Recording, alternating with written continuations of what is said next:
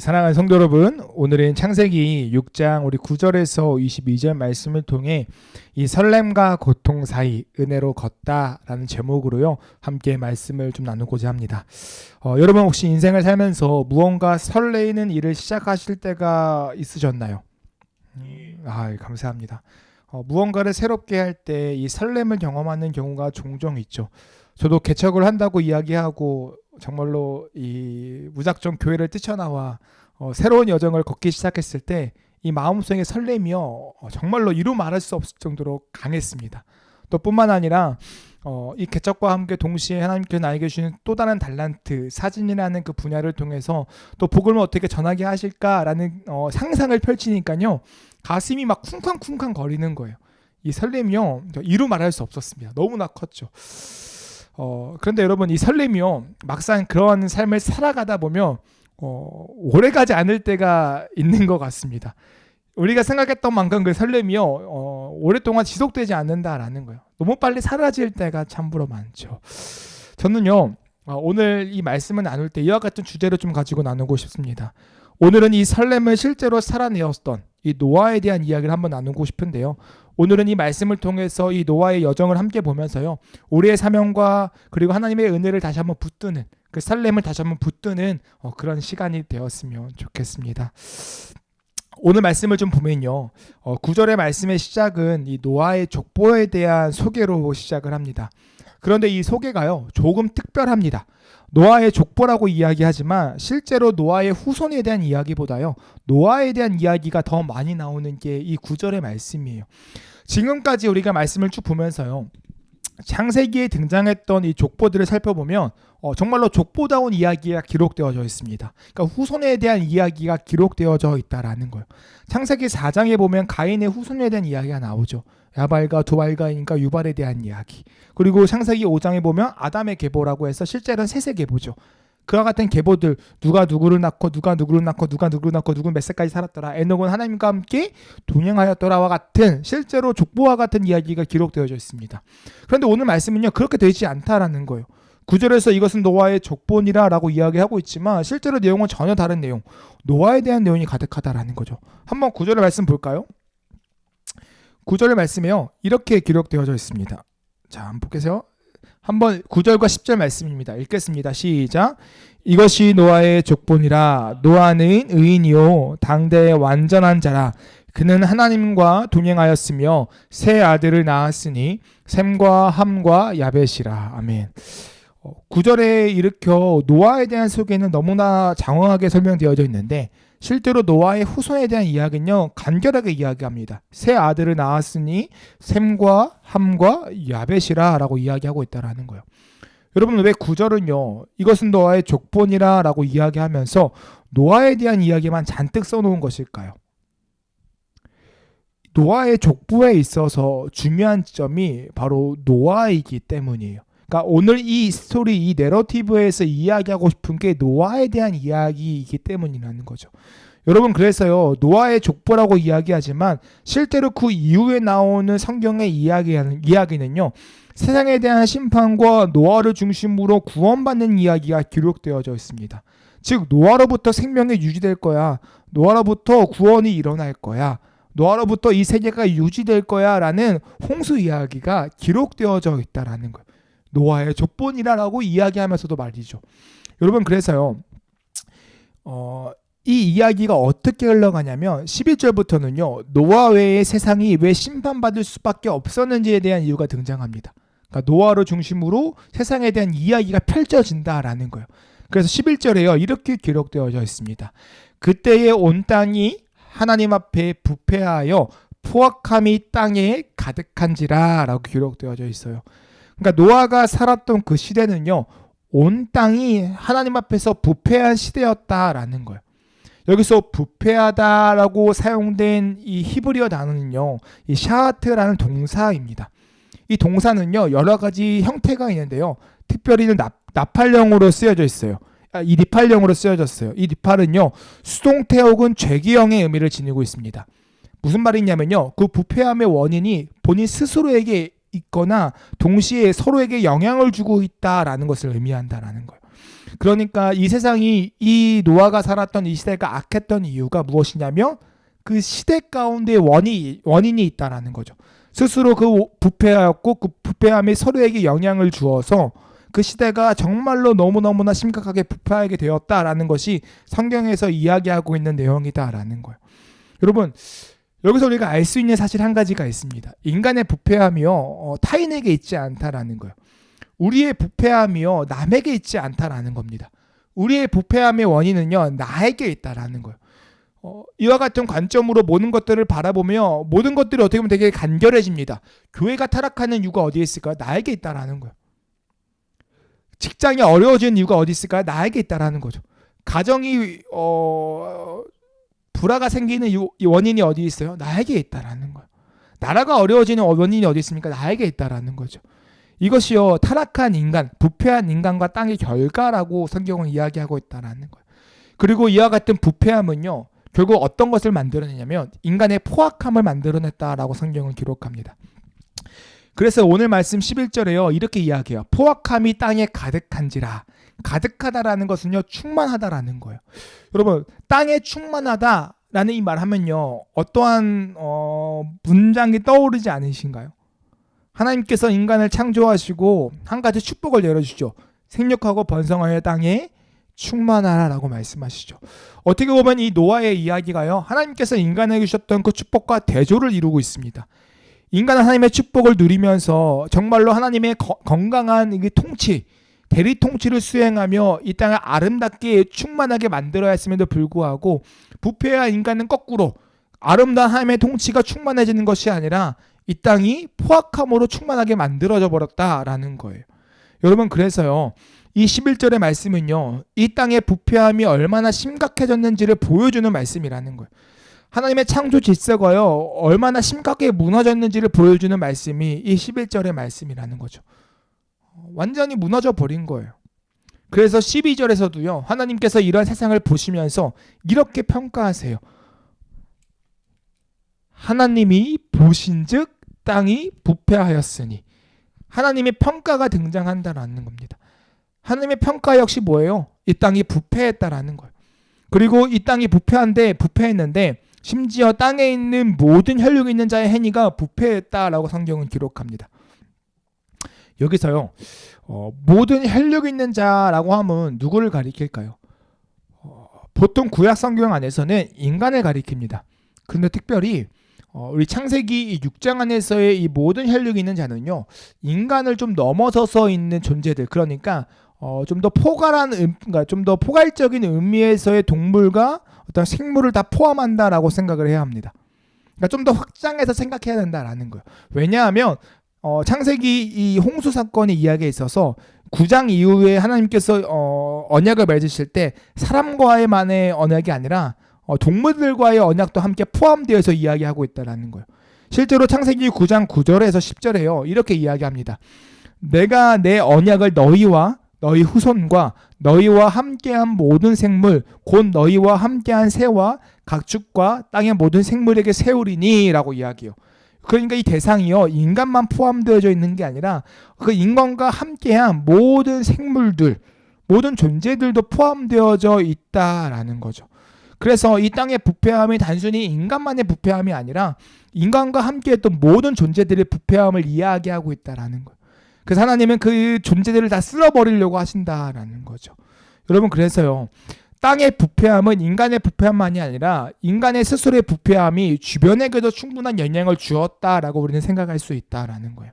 그리고 이 부패함은 곧 포악함을 가져오고 땅이 마땅히 행해야 하는 기능들을 제대로 하지 못하게 만들었다라는 거예요. 쉽게 이야기하면 이거죠. 창조 질서가 무너졌다라는 거예요. 실제로 성경은요, 이 부패하다라는 단어를요, 이 11절과 12절에 거쳐서요, 총 3번이나 이야기하고 있습니다. 무슨 말이냐면 부패함이 얼마나 심했는지를 우리에게 보여주고 있다라는 거예요. 그래서 하나님께서는요, 노아에게 13절에 이렇게 말씀하십니다. 우리 13절 말씀인데요, 같이 한번 읽어볼게요. 함께 읽겠습니다. 시작. 하나님이 노아에게 이르시되 모든 혈육 있는 자의 포악함이 땅에 가득함으로 그 끝날이 내 앞에 이르렀으니 내가 그들을 땅과 함께 멸하리라. 아멘. 그 포악함을 보시고 하나님께서 땅을 향해 심판을 말씀하세요. 땅을 심판하시는 이유는 분명합니다. 모든 혈육 있는 자의 포악함이 땅에 가득했기 때문이에요. 그러니까 혈육 있는 자의 포악함 때문에 이 땅에 심판받는다라는 거죠. 심판의 원인이 부패한 인간에게 있다라는 거예요. 그리고 그것이요 하나님의 말씀 안에서도 잘 표현되어집니다. 여기서요 땅과 함께 멸하리라 라고 사용된 이 멸하리라 단어는요 아까 앞서 사용된 부패하다의 단어와 동일한 단어입니다. 똑같이 샤하트라는 단어라는 거예요. 그러니까 11절과 12절에 사용된 부패하다라는 단어와 13절에 멸망하다라는 단어가 같은 단어라는 거예요. 그래서 우리가 개역 개정에서는 다르게 한글로는 해석을 했지만 실제로 히브리어에서는 같은 단어라는 거죠. 그러니까 이런 거예요. 하나님은 지금 너희의 부패함, 너희의 샤하트가 곧 너희를 샤하트하게 했다라고 이야기하고 있는 거예요. 그러니까 너희의 부패함이 너희를 스스로 망하게 했다, 부패하게 했다라고 이야기하고 있는다라는 거죠. 그래서 모든 육체의 부패함은요 곧 자신 스스로를 멸망하게 만든다라는 가르침이 또 여기에 포함되어져 있다라는 거예요. 인간이 멸망하는 이유는 하나님에게 있지 않습니다. 인간이요 죽을 수밖에 없는 이유는 하나님에게 있지 않아요. 인간이 멸망하는 이유는요 인간 스스로의 부패함 가운데 있다라는 거예요. 여러분 그래서요 우리가 세상에 존재하는 악을 바라볼 때 하나님을 향해서 손가락질할 이유가 전혀 없습니다. 하나님이 누군가니래요. 아니 하나님이 정말 살아계신데 왜 이 세상에 악이 존재하나요? 왜 이 세상이 이렇게 타락했나요? 이 세상이 왜 이렇게 부패한가요? 그 원인이 하나님에게 있지 않아요. 그 원인은요 인간에게 있다라는 거예요. 인간의 포악함의 원인을 하나님의 부재로 어떤 하나님의 어떤 무능함으로 돌리려는 시도들을 우리가 거부해야 한다라는 거예요. 오늘 성경은 분명히 이야기합니다. 인간의 포악함의 원인이 하나님의 부재함이 아니라 인간의 부패함에 있다고요. 그 인간의 부패함이 인간 스스로를 망하게 하고 멸절시키게 만든다라는 거예요. 그래서 오늘 17절에서는요. 하나님께서 이 땅을 어떻게 멸절하실지를 이어서 말씀하시는데요. 이렇게 이야기해요. 내가 홍수를 땅에 일으켜 라고 이야기합니다.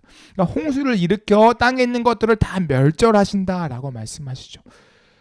인간이 이렇게 망할 수밖에 없었던 이유, 인간의 부패함에 있다라고 성경은 기록하고 있는 거예요. 근데 이러한 심판은요 인간의 종말을 가져와도 이상하지 않는 심판이었습니다. 그러니까 여기서 세상이 끝나도 이상하지 않아요. 인간이 그만큼 부패했기 때문에 이 땅이 포악함에 가득했기 때문에. 그런데 하나님은요 여기서 세상을 끝내지 않으십니다. 여기서요 만물을 구원하시겠다는 한 가지 약속을 또 세우세요. 그것이요 18절과 20절에 또 기록되어져 있습니다. 우리 한번 함께 읽어보겠습니다. 18절부터 20절 말씀인데요. 같이 한번 읽어볼게요. 자 읽겠습니다. 시작. 그러나 너와는 내가 내 언약을 세우리니 너는 내 아들들과 내 아내와 내 멸인들과 함께 그 방주로 들어가고 혈육 있는 모든 생물을 너는 각기 암수 한 쌍씩 방주로 이끌어들여 너와 함께 생면을 보존하게 하되 새가 그 종류대로 가축이 그 종류대로 땅에 기는 모든 것이 그 종류대로 각기 둘씩 내게로 나아오리니 그 생명을 보존하게 하라. 아멘. 여러분 18절에서요 하나님은 언약을 세우실 것이라고 말씀하세요. 그리고 그 언약은요 너와 함께 세워진다라고 이야기합니다. 그 강조점이요 이 18절에서 이야기하는 너와는 이라는 표현에 잘 들어가고 있는 거예요. 그리고 19절에서도 이렇게 하죠. 너와 함께 생명을 보존한다라고 이야기하시는 거예요. 그러니까 이 약속이요 이 만물의 유지하며 누구를 중심으로? 노아를 중심으로 이루어진다라는 것을 이야기하고 있다라는 거예요. 그리고 이런 하나님의 구원 계획은요 노아를 통해서 이루어지지만 노아를 중심으로 이루어지지만 노아 한 사람만을 위한 계획이 아니라는 거예요. 노아를 통해 일어날 만물을 향한 구원 계획이다라고 이야기하는 거죠. 그래서 노아와 함께하는 후손들 또 수많은 동물들이 누굴 통해서? 노아를 통해서 하나님의 그 구원의 은혜를 누릴 거야 라고 이야기한다라는 거예요. 여러분 이게요 엄청 설레는 말입니다. 엄청요 가슴을 두근거리게 하는 말이에요. 여러분 하나님은요 노아를 통해 만물을 구원하실 거란 약속을 하고 계신 거예요. 그 약속이 만약에 우리라고 생각해 보세요. 사랑하는 아들아 사랑하는 딸아 내가 너를 통해서 이 세상을 다 구원할 거야. 너를 통해서 이 만물들이 다 심판받아고 다 홍수에 쓸려가야 되는데 내가 너를 통해 다 구원할 거야. 너가 그 구원의 중심이야. 기똥차지 않으세요? 막 갑자기 막 내가 엄청 대단한 사람이 된 것 같고 막 아니면 콩닥콩닥 설레고 막 그런 마음이 들지 않으실까요? 제가 곰곰이 생각해봤을 때요, 어벤져스 영화 아시죠? 많은 사람들이 그것을 왜 이렇게 좋아했을까라고 생각했을 때 약간 이런 느낌이지 않았을까요? 막 한 사람을 통해서 세상이 구원하는 그 스토리 짜릿하잖아요. 대리만족 막 이런 거 있지 않을까요? 그리고 생각해보니까요, 제가 목회자로 부름받았을 때 와는 설렘도 이와 같은 설렘이었던 것 같아요. 준아, 내가 너를 통해서 복음이 전파되어지게 할 거야. 내가 너를 통해서 교회를 세울 거고 너를 통해서 수많은 영혼들이 주께 돌아오게 하는 은혜를 내가 행할 거야 라는 그 울림과 그 마음의 충만함이 있어서 되게 설렜거든요. 그래서 이 길이요, 저는 그렇게 막 엄청 두렵지가 않았습니다. 물론 고민되는 시간이 있었지만 그 시간을 넘어서서 확신이 들었을 때는 이보다 설렐 수가 없었어요. 여러분, 정말로요, 하나님께서 나를 통하여 일하시겠다라는, 나를 통하여 모든 만물들에게 선을 행하시겠다라는 그 놀라운 그 소명과 그 사명의 부르심은요, 기똥차입니다. 우리를 너무나 설레게 한다라는 거예요. 여러분, 그런데요, 이러한 하나님의 구원의 계획이요, 참으로 우리에게 설레는 일이지만 막상 그 계획이요 우리 삶 가운데 이루어지면요, 그 설렘이요 괴로움을 바뀔 때가 참으로 많습니다. 무슨 말이냐면 나를 통해 일하신다는 하나님의 그 구원 계획을 따라 우리가 그 말씀을 따라 살아내기가 쉽지 않다라는 거예요. 오늘 말씀만 봐도 그렇습니다. 하나님은요 그냥 노아를 통해 만물이 구원될 것임을 말씀하지 않아요. 너 가만히 있어, 내가 다 할게, 이러지 않는다라는 거예요. 노아가 해야 하는 수많은 일들을 함께 말씀하신다라는 거죠. 제일 먼저 뭘 해야 되냐면요, 방주를 지어야 됩니다. 방주. 오늘 말씀에서요 방주의 크기를 이렇게 묘사하고 있어요. 15절과 16절인데요. 내가 만들 방주는 이러하니 그 길이는 300규빗, 너비는 50규빗, 높이는 30규빗이라. 거기에 창을 내되 위에서부터 한 규빗에 내고 그 문은 옆으로 내고 상중하 3층으로 할지니라. 아멘. 뭐요? 300규빗이래요. 너비는 50규빗, 높이는 30규빗. 1규빗당 약 45cm거든요. 이것을요 환산하면요 길이는 약 134m, 너비는 약 22m, 높이는 약 13.4m. 물론 진짜 45 곱하기 하면 조금 더 높게 나오긴 해요. 근데 대략적으로 약 길이 134m, 너비 22m, 높이가 13.4m. 이걸 누가 만들어야 돼요? 노아가 만들어야 돼요. 여러분, 만만치가 않아요. 내가 너를 통해 일할 거야. 내가 너를 통해 이 세상을 구원할 거야. 근데 자, 방주 만들어. 뭐 만들게요, 주님. 뭐 한 20m 하면 됩니까? 아니, 134m, 너비 22m, 높이 13.4m. 숨이 턱 막혀요. 주님, 나 못할 것 같은데요? 내가 10m짜리 배도 만들어 본 적이 없어요, 주님. 근데 134m 배를 만들라고요? 여러분, 더 어려운 게 뭔지 압니까? 하나님께서요 그냥 만들라고 하지도 않으세요. 문제는 뭐냐면요, 나무도 지정해 주세요. 고페르 나무로 만들어요. 14절에 이렇게 이야기해요. 너는 고페르 나무로 너를 위하여 방주를 만들되 그 안에 칸들을 막고 역청을 그 안팎에 칠하라. 그러니까 고페르 나무를 사용해서 만들어야 된다는 거예요. 여러분, 134m 나무를 구해오는 것도 만만치 않습니다. 심지어 그 나무를 구해서 이쁘게 뭐 조각질 해야 될 거 아니에요. 그 다음에 또 뭐예요? 안팎으로 역청을 발라야 된대요. 그래서 여러분, 페인트칠 해봤나요? 페인트칠 하면요 골고루 바르는 거 쉽지 않아요. 여러분, 그 역청 잘 발라야 됩니다. 왜 못 바르면 어떻게 돼요? 물 들어와요. 다 죽는 거예요, 여러분. 그러니까 그 바르는 것도 얼마나 꼼꼼히 발라야 돼요. 길이 134m, 너비 22m, 높이 13.4m를 꼼꼼히 역청을 바른다 생각해보세요. 하나님, 굳이 나를 통해 일하지 않으셔도 될 것 같아요. 라고 이야기하고 싶지 않을까요? 여러분, 또요, 이게 끝이 아닙니다. 19절 말씀에요 이렇게 말씀하세요. 혈육에 있는 모든 생물을 너는 각기 암수 한 쌍씩 방주로 이끌어들여 라고 이야기합니다. 그냥 방주만 만든다고 해서 끝나는 게 아니에요. 모든 생물을 한 쌍씩 방주로 이끌어 들여와야 한다라고 이야기하죠. 이것만 들어도 숨이 턱 막힐 거예요. 하나님, 저 모든 생물이 얼마나 있는지 모르는데요. 그리고요, 안다고 쳐요. 하나님, 저 사자 무섭습니다. 내가 호랑이 무섭습니다. 생쥐 괜찮아요? 뭐 햄스터 정도까지는 괜찮을 것 같아요. 여러분, 뉴트리아.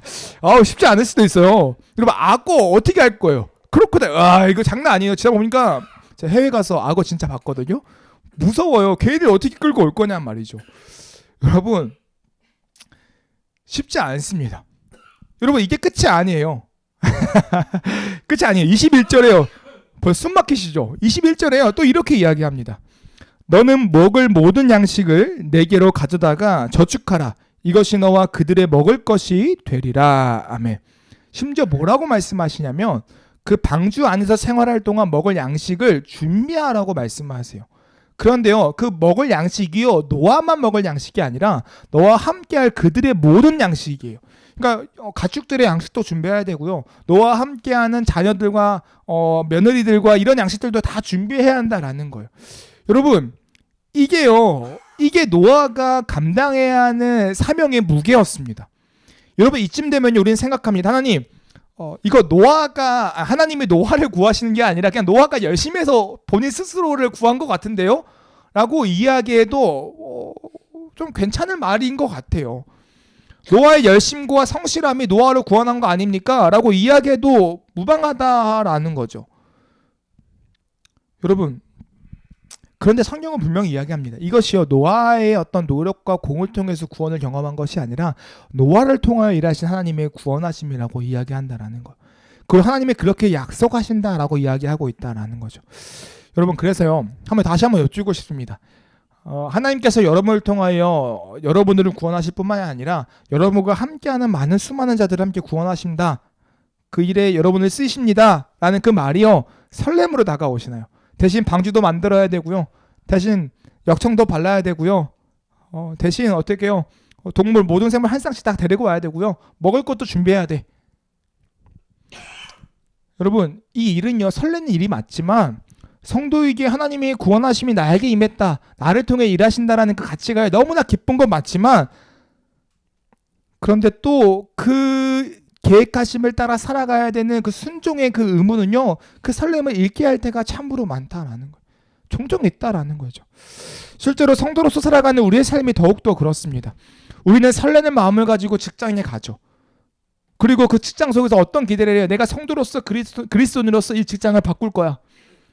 이 세계를 내가 바꿔놓을 거야. 가가지고 내가 빛을 발해서 나와 함께하는 직장 동료들 다 예수 믿게 하고 썩어버렸던 이 직장이 주님이 보시기에 아름다운 직장을 변화시킬 거야 라고 설렘을 가지고 막 기도하면서 가죠.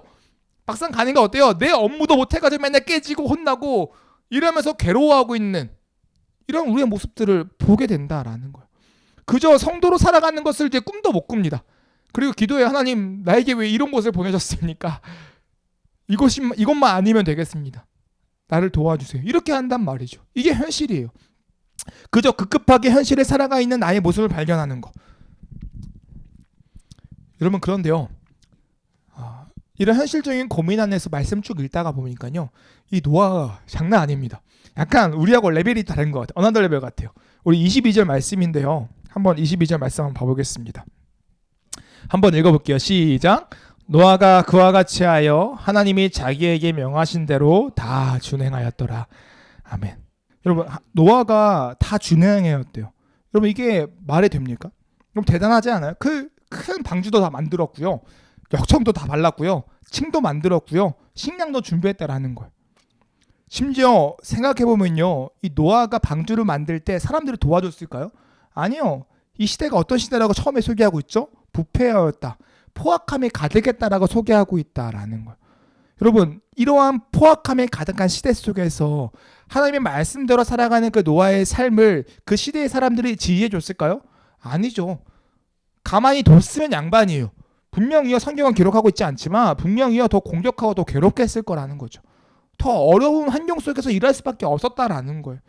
여러분, 성경은요, 노아의 그런 부패한 시대 속에서도 노아는 이것을 다 순종해냈다라고 이야기합니다. 성경이 되게 신기한 게 뭐냐면요, 노아의 어떤 말도 꺼내지 않아요. 노아가 한마디도 안 합니다. 그저 성경은요, 이런 부패한 시대 상황 속에서 노아가 하나님의 수많은 어떤 구원 계획의 중심이었고 수많은 요구 속에서 다 준행하였다, 이것만 이야기해요. 노아의 말을 보여주지도 않습니다. 그렇다면 성경은요, 왜 이런 노아의 순종을 이야기하고 있는 것일까요? 첫 번째는 분명한 거예요. 우리도 이렇게 행해야 된다라는 거죠. 우리는 노아처럼 하나님이 주신 그 꿈을 위하여, 그 사명을 위하여 이런 노동을요, 감당해야 한다라는 거예요. 이 노동은요, 매우 값진 노동이라는 겁니다. 인생을 너무 쉽게 살려고 하지 말라는 거예요. 하나님이 우리에게 주신 비전을 너무 쉽게 이루려고 하지 말라는 거죠. 쉬운 길은 없다라는 겁니다. 이 세상 속에서 하나님의 뜻을 따라 살아가는 여정은요, 매우 고되고 또 고된 일이라는 거예요. 왜냐하면 세상은요, 부패해 있으니까. 하나님의 사람들을 세상이 싫어하니까. 그 포악함이 가득한 세상이니까 어쩔 수 없는 거예요. 그래서 여러분, 우리는요, 하나님의 성도로서 부름받았고 나를 통하여 일하시는 하나님의 그 소명과 사명이 있다면 우리는 그 여정을 살아갈 때 결코 쉽지 않음을 인정해야 합니다. 그리고 쉽지 않음 가운데 우리는 순종해야 한다라는 거예요. 노아처럼 말이죠. 그리고 두 번째, 노아가 이렇게 행할 수 있었던 이유를 보여주기 위함이에요. 여러분, 우리가 앞에 읽었던 9절에서요, 이것이 노아의 족본이라고 이야기하고 이 메시지의 중심이 노아를 향하고 있다라고 이야기 드렸습니다. 그러니까 노아를 통하여 구원의 흐름이 어떻게 이어가는지를 보여준다라고 말씀드렸어요. 그래서 제일 처음에 시작에 노아에 대한 설명이 이어졌는데 이렇게 설명합니다. 이것이 노아의 족본이라. 노아는 의인이요 당대의 완전한 자라.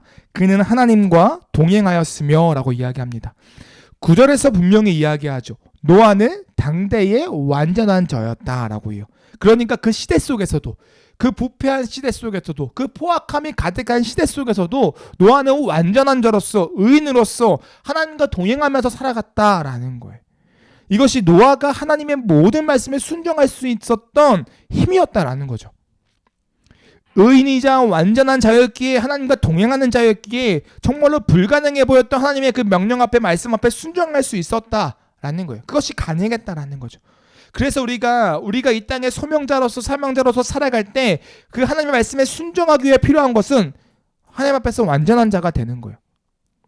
그래서 우리가 기도할 때, 소명자로서 사명자로서 살아갈 때, 기도할 때 어떤 기도가 필요하냐면요, 능력을 구하는 기도가 아니라요, 하나님의 그 완전한 자로서 내가 말씀 앞에 순종할 자로 살아가게 해주세요라는 그 기도가 필요하다라는 거예요. 여러분들, 그런데요, 문제는 뭐냐면 이것도 어렵다라는 거예요. 그러니까 완전한 자가 되는 것이요, 곧 하나님의 말씀에 순종하는 거예요. 되게 이상하잖아요. 어렵잖아요. 여러분, 그래서요, 우리가 주목해야 하는 부분이 따로 있습니다. 무엇이냐면요, 9절에요, 이것이 노아의 족본이라 라는 그 말씀이 시작하기 전에 말씀이에요. 바로 8절 말씀이죠. 노아의 이야기가 9절부터 시작되는 것이 아닙니다. 먼저 노아가 어떤 존재로 서 있는지를 이야기하고 노아의 족보에 대한 이야기가 들어가요. 그게 8절의 이야기인데요. 8절 한번 같이 읽어보겠습니다. 읽겠습니다. 시작. 그러나 노아는 여호와께 은혜를 입었더라. 아멘. 뭐라고 이야기했냐면 여호와의 은혜가 노아에게 먼저 있었다라는 거예요. 그러니까 여호와의 은혜가 노아에게 있었기에 노아는 하나님의 명하신 것을 다 준행할 수 있었다라는 거죠. 그 은혜가 노아의 순종을 가능하게 만들었다라는 거예요. 오늘 이런 하나님의 은혜, 노아의 순종을 가능하게 만들었던 하나님의 은혜가요, 말씀 곳곳에 숨어져 있습니다.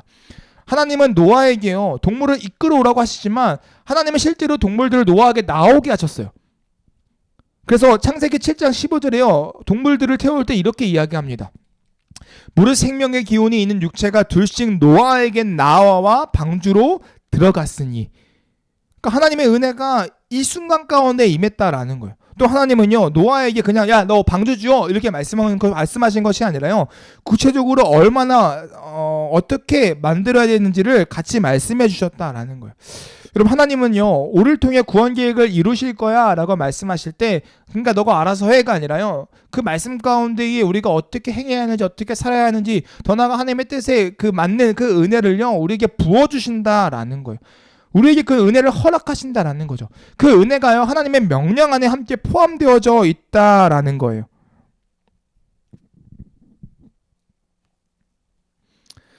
사랑하는 성도 여러분, 우리는요, 여전히 부패한 세상 속에서 살아가고 있습니다.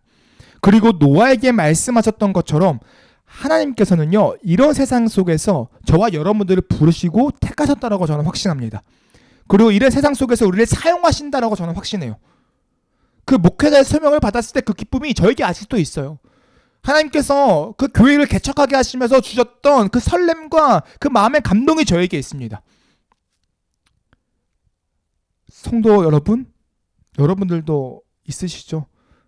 내가 성도라는, 주님의 자녀라는 그 부름을 받았을 때 그 부름 가운데 부어주셨던 그 사명의 기쁨이 우리에게 다 있잖아요. 만약에 없으시다면 그 기쁨의 그 즐거움을 누리시길 간절히 소망합니다. 여러분, 그런데 그 기쁨과 함께 찾아오는 문제가 뭐예요? 하나님이 나를 통하여 일하신다는 것은 매우 설레지만 그 설레는 삶을 살아가다 보면 실제로는 고통과 어려움이 따른다라는 거예요. 노아에게도 동일했죠. 방주를 짓는 일이 쉽지 않았습니다.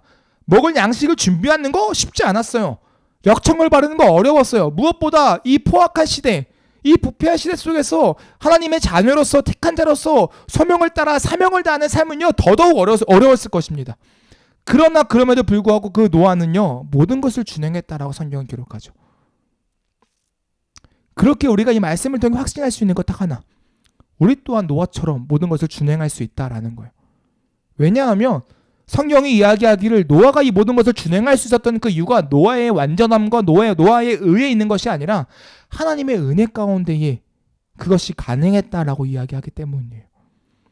하나님의 은혜가 있었기에 노아가 그 부패한 시대 속에서도, 그 포악함에 가득한 시대 속에서도 하나님 앞에 완전한 자로서, 의인으로서 하나님과 동행하는 자로서 살아갈 수 있었다라는 거죠. 사랑하는 성도 여러분, 하나님께서 저와 여러분을 이 부패한 세상에 또 다른 노아로 부르셨음을 고백합니다. 그리고 이 세상의 부패함과 이 포악함 속에서 하나님의 명하신 일들을 준행하는, 순종하는 우리가 되길 간절히 소망합니다. 그래서 하나님이 우리에게 보내신 그 존재들을 구원하는 통로로 쓰임받는 그 설레는 일들을 함께 살아가길 간절히 소망합니다. 이 설레는 마음이 회복되어지길 간절히 소망합니다. 인생을 살다 보면 힘들죠. 어렵죠. 그 사명이 쉽지 않죠.